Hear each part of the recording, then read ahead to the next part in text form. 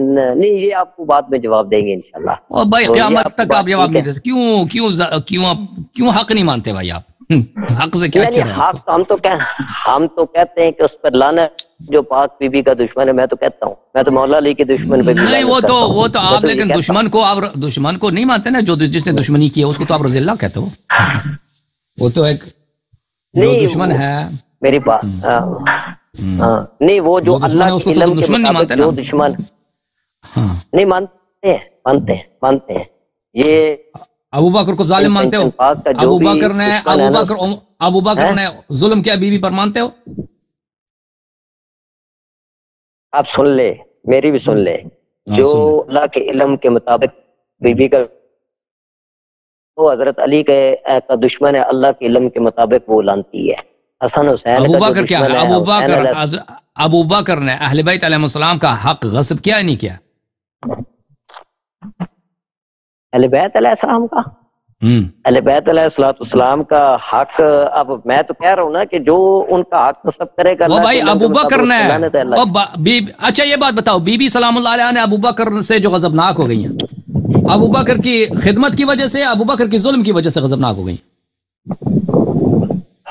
یہ غضبناک والے الفاظ تو ہم آپ کو کہیں گے نا کہ یہ ان کے نہیں ہیں.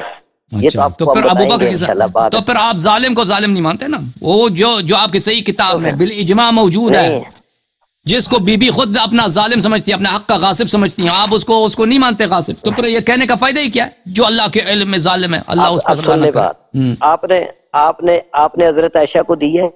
مجھے یہ بتائیں، وہ نبی کی زوجہ نہیں ہے؟ ان کو کیا دیا میں نے؟ مجھے یہ بتائیں. نہیں، ان کا مالی وراثت میں حصہ کوئی نہیں ہے؟ تو ان کا حصہ کوئی نہیں؟ آپ کی بیوی کا زوجہ رسول ہے؟ نہیں، ازواج جو ہے نا، ازواج کو فقہ اہل بیت، فقہ اسلام میں، فقہ اہل بیت علیہ السلام میں ازواج کو جائیداد سے کچھ نہیں ملتا. ان کو ملتا ہے 1/8 حصہ، 1/8 حصہ ملتا ہے عائش، اور باقی سب اولاد کا حصہ ہوتا ہے نا. اور نبی صلی اللہ علیہ وسلم کا کہ 9 بیٹیاں ہیں، 9 خواتین ہیں، 9 زوجے ہیں. تو اب بات سنو بھائی، پہلے بات سنو. ازواج کا حق کتنا بنتا ہے؟ 8 میں سے 1. 8 میں سے 1 کتنا ہوتا ہے بھائی؟ 25% جو ہے 1/4 ہے. 25% کو آدھا کرو یعنی 12.5%. 12.5% یہ بنتا ہے 1/8. یہ 1/8 کو آپ تقسیم کریں 9 پر، 12.5 کو آپ تقسیم کریں 9، اس کو وہ بنے گا 1.2.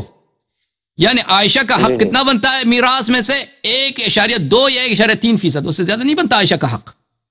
سب ازواج کو ملا دے، وہ بات سنو بھائی، سب ازواج کو ملا دو، اکٹھے کر لو 9 کے 9، ان کا حق بنتا ہے 12.5%.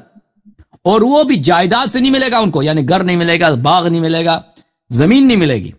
ان کو دوسری چیزیں مثلا کپڑے ہیں، پیسے اگر بچے نقد میں سے مل جائے گا. ہاں، جائیداد سے نہیں ملے گا ان کو، ازواج کو. ہاں، جائیداد میں سے ازواج کو کیا ملے گا؟ جائیداد میں سے اس کا قیمت دیں گے. یعنی بی بی سلام اللہ علیہ عائشہ کو فدق کی جو قیمت ہے اس میں سے 1% یا 1.2% نقد کے طور پر وہ دے دیں گی نا. یہ بقیہ ازواج کو سیدھا 12.5%. باقیہ سب کے سب جو ہے بی بی کا حق بنے گا. لیکن وہ تو میراث ہی نہیں تھی، وہ تو ہبہ تھا بی بی سلام اللہ علیہ کو. بہرحال یہ ہے، سمجھ میں آئی نا بات آپ کے؟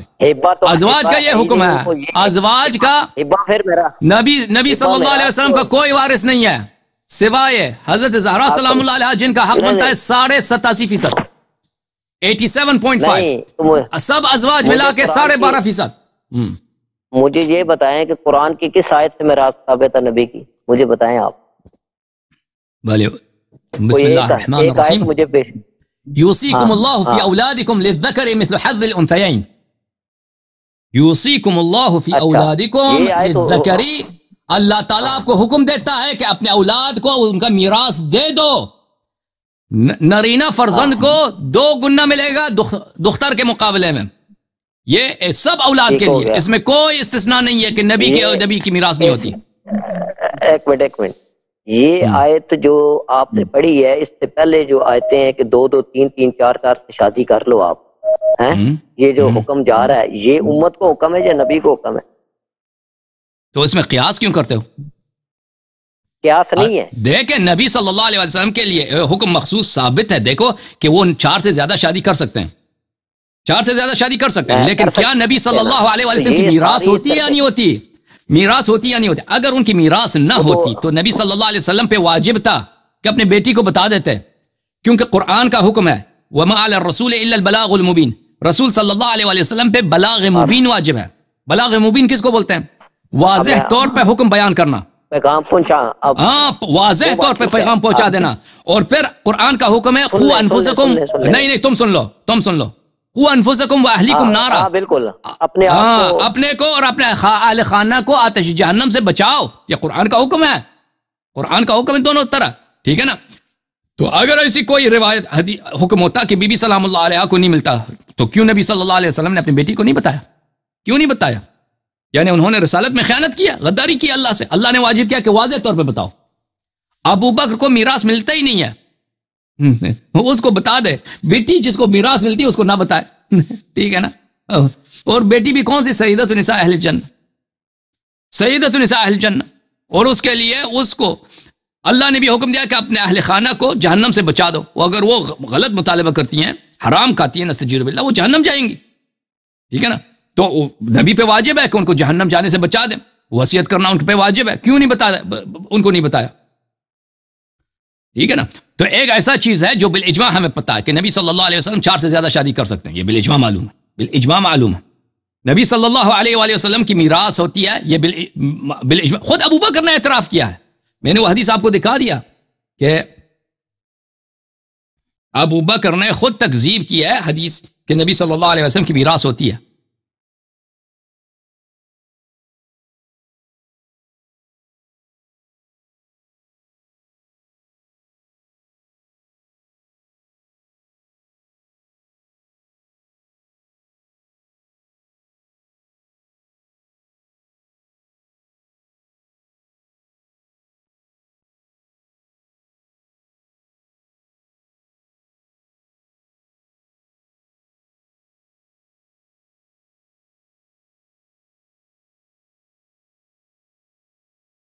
میں آپ کو وہ حدیث دکھا دوں ابو بکر والی،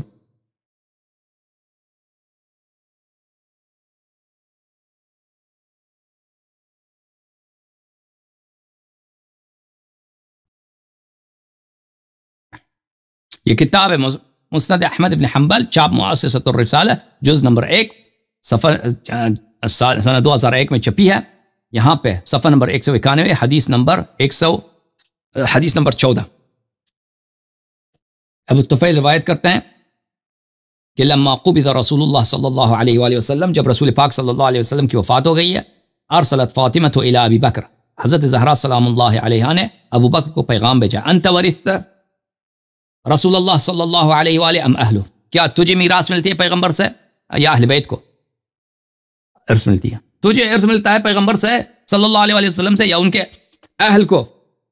تو ابو بکر نے کہا لا بل اہل، ابو بکر نے کہا نہیں، اہل، ان کے اہل کو ارث ملتا ہے۔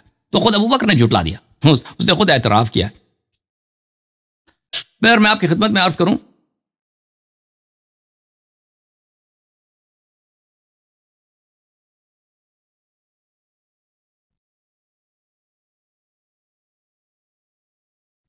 یہ کتاب ہے الاحادیث المختارہ لضیاء المقدسی، جز نمبر 1، یہ مقدمہ ہے۔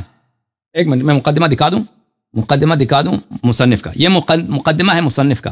فهذه احادیث اخترتها مما ليس في البخاري ومسلم الا انني ربما ذكرت بعض ما اورده البخاري معلقہ وربما ذکرنا احادیث باسانید جاد، یہ وہ احادیث ہیں جن کو بخاری اور مسلم نے ذکر نہیں کیا ہے، میں نے ان احادیث کو صحیح سند کے ساتھ نقل کیا ہے۔ وہ بعض ایسے احادیث ہیں جن کو بخاری نے بغیر سند کے نقل کیا ہے، میں نے صحیح حدیث کے ساتھ نقل کیا ہے۔